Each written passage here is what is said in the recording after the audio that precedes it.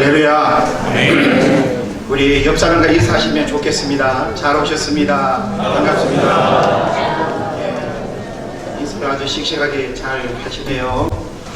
오늘 우리 시흥제일교회에서 이렇게 임직 예식을 하게 되는데, 오늘 임직받는 모든 분들과 우리 시흥제일교회를 축복하고 또 이 모든 예식을 통해서 우리 하나님이 영광 받으실 줄로 믿습니다. 코로나 이후를 살아가는 세상을 학자들이 진단하기를 뷰카한 세상이라고 말합니다. 이 말은 변덕스럽고 불확실하며 복잡하고 모호한의 뜻을 가진 약어이며 신조어입니다. 여러분은 이와 같은 진단에 공감하십니까? 이런 시대적 환경 속에서 결혼을 하고 직장을 선택하고 노후를 살아가는 일, 뷰카한 세상입니다. 저출산, 초고령화 시대에 무엇보다 일상과 신앙생활에도 영향을 미치는 상황에서 임직자로 세워지는 일은 마냥 축하하고 기쁨으로 받아들일 일은 아닙니다. 과거 전통적인 질서 속에서 경험하고 이해하던 것과는 많이 달라졌다는 사실을 우리가 생각해야 되는 것입니다. 그러나 시대가 변해도 교회는 본질을 잃어버릴 수 없고 일꾼들을 세워서 교회를 견고히 세워가며 복음의 구원 역사를 쉼없이 이루어가야 할 것입니다. 오늘 임직자로 세워지는 여러분들에게 하나님은 어떤 임직자로 세워지길 원하실까요? 잘 경청하시고 하나님 우리에게 주시는 또 말씀을 잘 깨닫고 은혜 받기를 바랍니다. 로마 건축물에서 아치 모양이 건축의 백미라고 합니다. 곡선의 미는 하루아침에 이루어진 것이 아니죠. 그래서 이 아치의 힘을 유지하는 중심돌을 키스톤이라고 합니다. 다른 이름으로는 쐐기돌, 이맛돌, 중축돌, 또 야구에서 이루를 뜻하기도 합니다. 이 키스톤이 부서지거나 빠지면 둥근 아치 건물이 무너지는 것이죠. 그래서 굉장히 중요한 역할을 한다라고 이렇게 볼 수 있습니다. 교회가 세워지고 부흥하는 일에도 키스톤이 필요합니다. 오늘 임직받는 여러분이 교회 안에 키스톤의 자리에서 그 역할을 감당해야 할 것입니다. 사도 바울은 하나님께서 그를 친히 다메섹 도상에서 부르셨고 사도로 임직하셨습니다. 이방인을 위한 복음 전도자로의 임직은 말로 다 할 수 없는 은혜였습니다. 바울은 사도로의 임직은 전적인 하나님으로부터 주어졌다는 사실을 고백하고 모든 서신 인사말에 그 정체성을 고백하고 있습니다.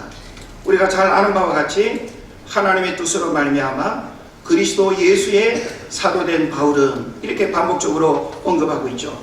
그러니까 바울은 이전과 이후가 너무나 다른 삶의 모습을 통해서 그리스도를 영접한 우리들이 세상에서 어떻게 살아야 하고 또 오늘 임직받는 여러분들이 어떤 신앙생활을 고백해야 하는가를 가르치고 있는 것입니다. 우리는 세상에서 분리된 삶을 살아가는 것이 아닙니다. 하나님은 세상을 송속의 원리로 구분해서 수도사처럼 살거나 라블이나 아미시 공동체처럼 믿는 사람들만의 마을 공동체를 이루는 분리된 삶을 명령하지도 않았습니다. 성경에서 세례 요한처럼 광야에서 메뚜기와 속청을 먹으며 메시아를 기다리는 쿵강 공동체를 원하시지도 않았습니다. 오히려 세상 속에서 물과 기름이 함께 섞일지라도 구분되는 것처럼 세상에서의 성결한 삶, 용서의 삶, 섬김의 삶, 그리고 나눔의 삶, 바로 구별된 삶을 살아가길 원하는 것이죠. 그래서 우리가 구별되다 라고 하는 것은 다른 모습을 드러내고 보여주는 것을 의미합니다.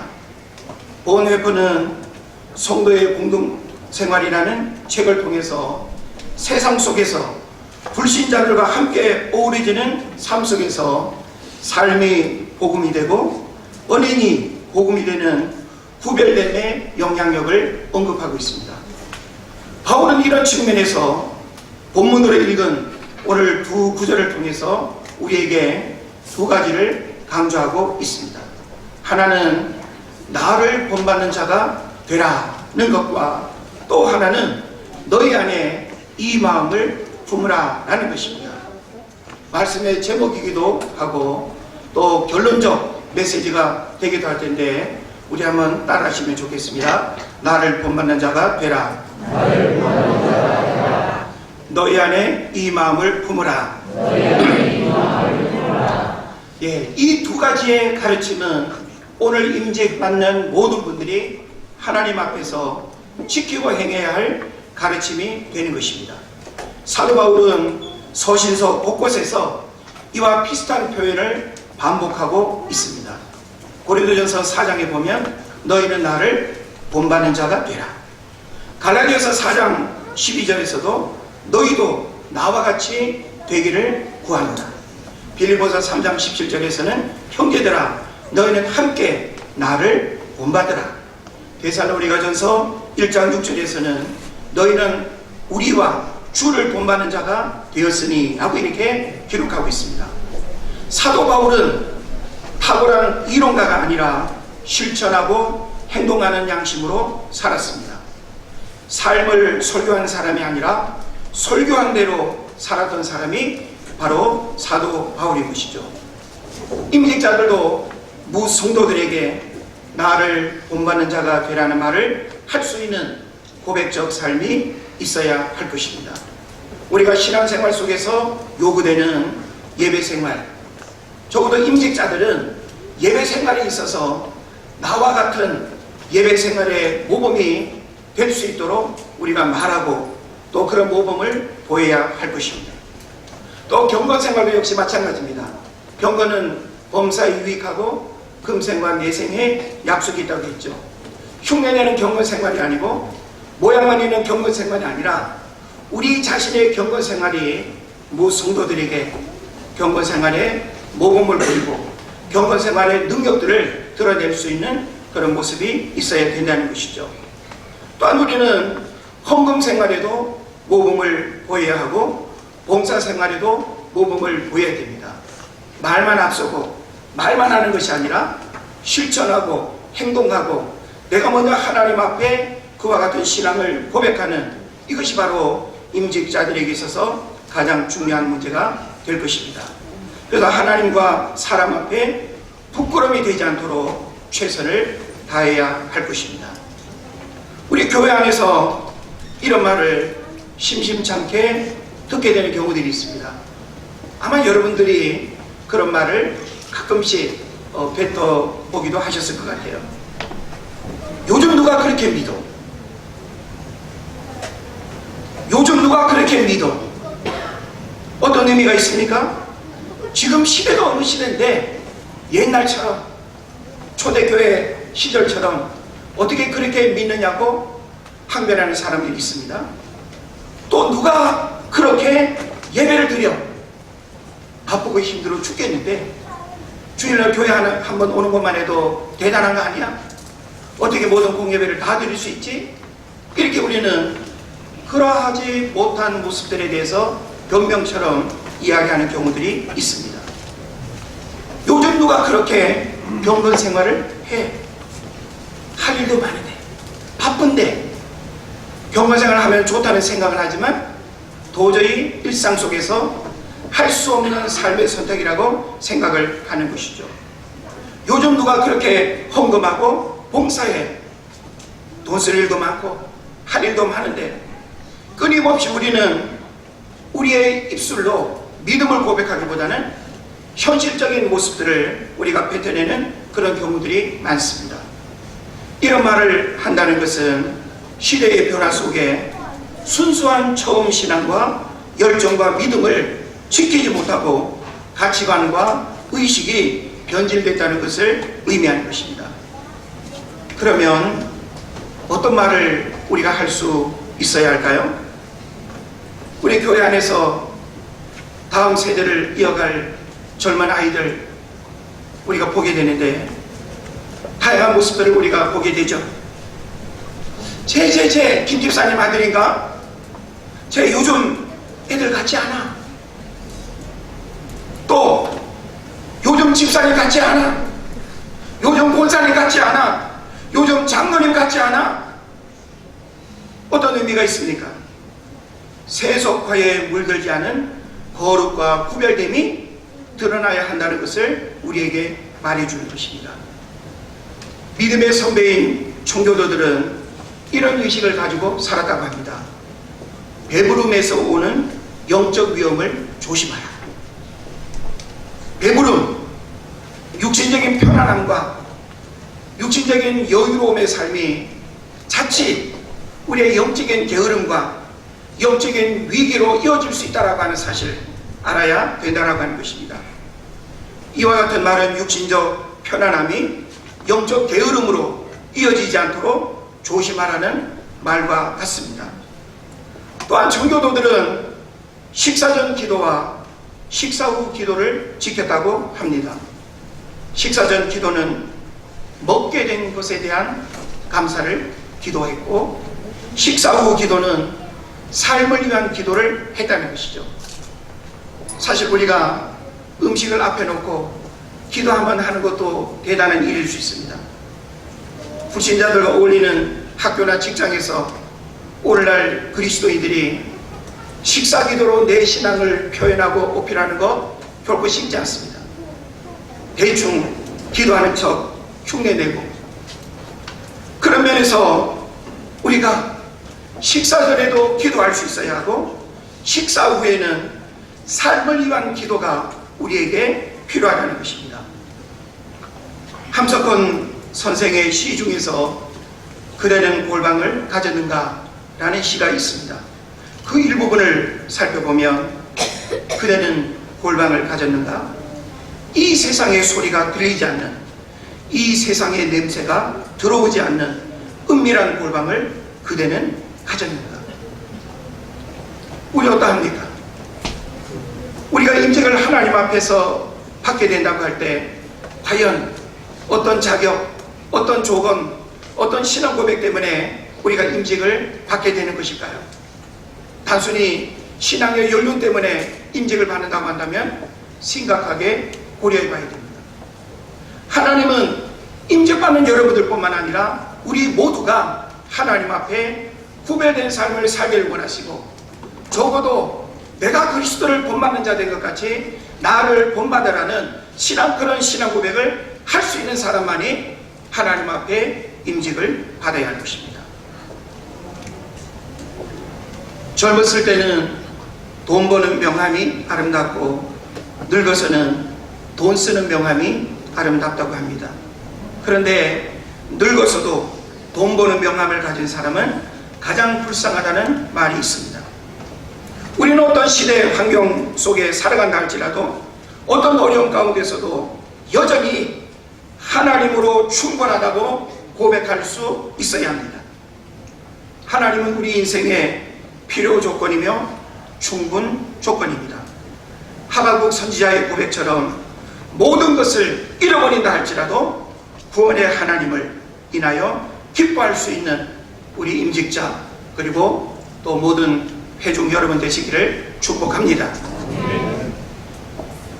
또 임직자들과 우리 모두에게 주시는 마지막 두 번째 메시지는 너희 안에 이 마음을 품으라 라고 하는 것입니다.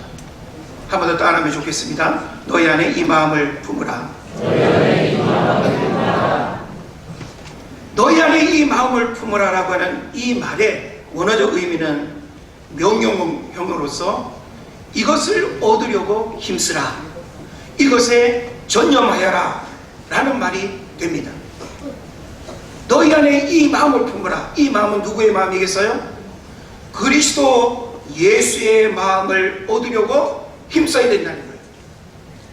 그리스도 예수의 마음에 이르기 위해서 전념해야 된다는 것입니다. 오늘날 인본주의와 세속주의, 혼합주의, 또 번영주의가 오늘날 교회 안에, 우리 신앙 안에 들어와 있습니다. 우리는 복음을 변절시키고 우리의 신앙을 혼탁하게 하는 이 모든 세상적인 가치관들로부터 구별된 삶을 살아가야 됩니다. 그 기준은 바로 예수 그리스도가 우리의 신앙 고백이어야 하고, 그 예수 그리스도가 우리 삶의 중심이 되는 삶을 살아갈 때 이런 삶을 살아가는 것이죠. 그래서 빌립보서 2장 5절에서 너희 안에 이 마음을 품어라, 곧 그리스도 예수의 마음이니 라고 이렇게 증거하고 있습니다. 자, 그러면 예수님이 우리에게 보여주시는 그 마음은 어떤 마음일까요? 우리가 읽지는 않았지만 빌립보서 2장 5절 이하의 내용을 쭉 보게 되면 두 가지로 우리가 정리를 해볼 수 있습니다. 예수님에게서 우리가 배울 수 있는 이 마음, 바로 자기를 낮추시는 모습이었습니다. 이 자기를 낮췄다라고 하는 것은 한마디로 말하면 겸손의 삶을 요구하는 것이죠. 또 죽기까지 복종하셨으니 라고 했습니다. 이것은 헌신의 삶을 우리에게 요구합니다. 어찌 보면 이 모든 메시지 하나하나가 결코 쉽지 않죠. 그러나 우리가 임직을 받는 이 시간 속에 원액과 같은 하나님의 말씀으로 우리가 무장하지 아니하고 마음의 신비에 이 말씀을 새기지 않으면 우리는 언제라도 변질될 수 있고 교만할 수 있다는 사실을 알아야 되는 것입니다. 그런 면에서 예수님의 그 마음을 가장 모범적으로 이렇게 본받았던 사도 바울은 오늘 우리에게 어떤 모습을 보여주고 있을까요? 갈라디아서 6장 14절을 보면 그리스도의 십자가 외에 결코 자랑할 게 없다. 사도 바울은 그리스도의 이 마음, 그리스도가 우리에게 보여줬던 이 삶의 실천을 이런 고백으로 마음에 품고 그렇게 살기 위해서 힘썼다라고 하는 것입니다. 또 빌립보서 3장 12절을 보면 오직 내가 그리스도 예수께 잡힌 바 된 그것을 잡으려고 달려간다. 삶의 목적이 무엇인가라고 하는 사실을 우리에게 보여주는 것입니다. 또 3장 13절에서는 뒤에 있는 것들을 잊어버리고 앞에 있는 것을 잡으려고 표대를 향한다. 신앙의 표대는 분명합니다. 우리의 신앙의 목표는 바로 예수 그리스도께서 우리에게 주신 시대적 사명과 부르심의 사명, 그것을 우리가 끝까지 바라보고 달려가는 것, 이것이 우리 모두의 표대가 될 것입니다. 또 빌립보서 3장 14절에서는 하나님의 부르심의 상을 받으려고 달려간다고 합니다. 3장 8절에서는 예수를 아는 지식이 가장 고상하다고 말합니다. 또 3장 8절에서는 세상의 모든 자랑거리들을 배설물로 여겼다고 합니다. 참 쉽지 않습니다. 흉내는 한 번쯤 내볼 수 있을지는 몰라도 사도 바울이 고백하고 사도 바울이 그렇게 살기 위해서 힘썼던 그 신앙의 고백들은 우리를 부끄럽게 하고 그렇게 살지 못하는 우리의 모습들을 돌아보게 하죠. 그러나 이와 같은 것들이 바로 사도 바울이 그리스도 예수의 마음을 품고 살았던 가치들이라고 한다면, 그 사도 바울이 오늘 우리에게 전하는 내가 그리스도를 본받는 자 된 것 같이 너희는 나를 본받으라. 그리고 또한 너희 안에 이 마음을 품으라. 그리스도 예수의 마음을 품고 살아가는, 이것은 우리 모든 임직자들이 마음에 새겨야 할 것입니다. 사막은 나침반이 길을 인도하고 광야는 하나님의 길을 인도합니다. 사막은 타이어에 바람을 빼고 내 생각을 내려놓아야 살 수 있지만, 광야는 하나님 생각으로 채우고 하나님이 공급하시는 곳으로 채워야 살아갈 수 있습니다. 광야 같은 세상에서 임직자로 살아갈 여러분들은 하나님이 인도하시는 삶을 살아가야 할 것입니다. 어느 교회 은퇴하시는 목사님이 고별 설교에서 이런 말씀을 하셨습니다.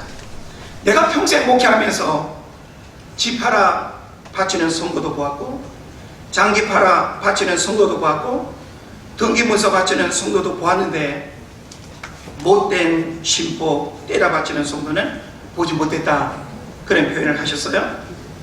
뭘 의미합니까? 눈에 보이는 것을 바치고 그리고 헌신하는 것은 쉽습니다. 그러나 보이지 않는 내면에 깨어진 마음을 하나님께 바치고 상한 심령을 바치는 신앙 고백은 어렵다는 말이 될 것입니다. 그래서 예수님은 우리에게 자기 부인의 삶을 요구합니다. 내려놓음을 우리에게 요구합니다. 자기 포기와 내가 부여잡고 있는 권리를 포기할 것을 주님이 우리에게 말씀합니다. 그런 면에서 사람은 담는 것을 뱉고 품은 것을 말하고 아는 만큼 믿고 믿는 만큼 기적이 일어난다는 것을 우리가 알아야 될 것입니다. 너희 안에 이 마음을 품으라. 이것은 그리스도의 마음을 품고 살라는 가르침이 되는 것이죠. 그래서 저는 오늘 결론적으로 임직자들이 이 가르침의 삶을 이제 임직받은 이후에 어떻게 실천하며 살아야 될 것인가라고 하는 것을 사도 바울을 흉내내는 것이 아니라 현실적인 우리들 신앙생활 속에서 너희 안에 그리스도의 마음을 품고 그리고 사람들 앞에 나의 어떤 믿음 생활을 본받을 수 있도록 우리가 말하기 위해서는 구체적인 실천적 삶이 우리에게 필요한 것입니다. 먼저 우리에게 주님이 원하시는 것은 솔선수범의 신앙 고백이 있어야 합니다. 어느 책을 보니까 이런 표현이 있어요. 누군가 할 일이면 내가 하고 언젠가 할 일이면 지금 하고 어차피 할 일이면 즐겁게 하자. 저는 여러분들이 교회를 섬기는 신앙생활 속에 지금까지도 솔선수범하며 열심히 하셨겠지만 임재받은 이후에 주어지는 모든 직분과 사명에 새로운 마음으로 솔선수범하는 그런 실천이 여러분 모두에게 있기를 바랍니다. 그 다음에 또 한 가지는 배려하고 섬기는 마음이 있어야 한다는 것입니다. 배려하고 섬기는 마음. 아메리카 인디언의 교훈 중에 이런 말이 있습니다. 다른 사람을 이해하기 위해서는 그 사람의 신발을 신고 적어도 1마일을 걸어보라 라고 하는 말이 있습니다. 자기 입장에서 옳음을 주장하고 자기 의에 빠지는 오류를 범하지 말아야 한다라고 하는 것입니다. 그런 면에서 우리가 함께 공동체 안에서 연약한 자를 배려하고 섬기는 마음을 갖지 아니하면 교회 공동체는 이기적인 공동체가 되고 나의 피로만을 위해서 우리가 주장한다면 교회는 화목하기가 어려운 것입니다. 솔선수범 우리 모두에게 있어야 하고 배려하고 섬기는 마음이 있어야 할 줄로 믿습니다. 그리고 마지막으로는 하나님과 동행하는 삶을 살아야 한다는 것입니다. 한번 따라 하실까요? 하나님과 동행하는 삶을 살아야 한다. 고래폰 목사님은 이런 말을 했습니다. 하나님의 임재 앞에서 하나님이 계시지 않은 것처럼 살아가는 삶이 바로 그리스도인의 삶이다. 그러면서 요셉의 삶을 마치 하나님이 계시지 않은 것처럼 하나님과 함께 살아가기였다라고 이렇게 표현하고 있습니다. 우리는 신앙생활 속에서 하나님과 동행하는 삶을 살아가는 것 굉장히 중요해요. 동행이라고 하는 것은 분리된 삶을 살아가거나 각자의 삶을 따로 살아가는 것이 아니라 공동체 안에서 그 주님이 중심이 되고 그 주님을 언제나 모시고 살아가는 이것이 바로 이제 하나님과 동행하는 삶이 될 것입니다. 저는 여러분에게 이 질문을 마지막으로 하나 던지고 싶습니다. 여러분 부모님과 몇 년 살아보셨습니까? 우리 생각해보면 내가 부모님과 어렸을 때부터 고등학교 졸업하고 군에 가기 전까지는 내가 살았지. 우리는 부모님과 함께 살았던 시간 헤아릴 수 있습니다. 또 여러분 아내와 함께 몇 년 살아보셨습니까?